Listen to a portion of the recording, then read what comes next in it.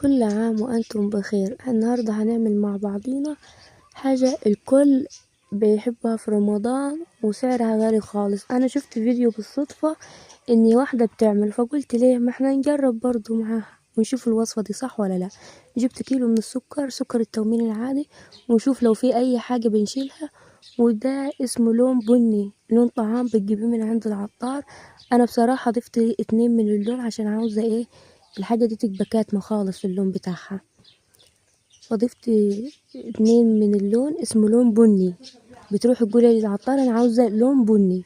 بنفضل نقلب فيهم كده لحد ما ندمجهم كلهم مع بعض كويس خالص، وبيبقى معانا بالشكل ده. هنضيف اهم حاجة في الوصفة، حاجة اسمها اسانس.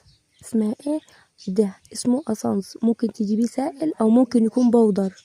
اسم التاني لون تمر او طعم التمر. اديكم عرفتوا احنا هنعمل ايه. بس بنفضل نعمل فيهم كده، والافضل ان انتي بصي بيدك كده وايه وتعمليهم تفركيهم فرك كده مع بعض. انا حطيت الاسانس العلبة كلها عشان يديني الطعم والريحة، وريحته فظيعة. وحطيت معلقتين صغار من ملح الليمون عشان هو اللي بيخلي ايه المزازة اللي في التمر دي. هنا جبت معلقتين من السكر عشان اجرب اشوف النتيجة نجحت ولا لا. اهم حاجة تمشي بالمقادير دي بالظبط عشان خاطر ما يبصش معاكي ويبقى مظبوط. ضفت معلقتين من التمر، وهضيف عليهم المية وهنقوله بسم الله. وكل سنة وانتم طيبين، وينعاد علينا وعليكم الايام بخير يا رب. طبعا التمر ملهوش ان انت تخلطيه في الخلاط، لا ده بيتقلب جليب فقط لا غير.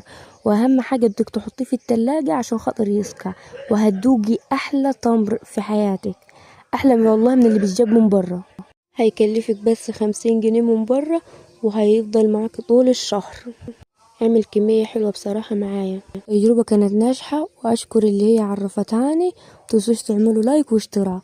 مع السلامة، كل سنة وانتم طيبين.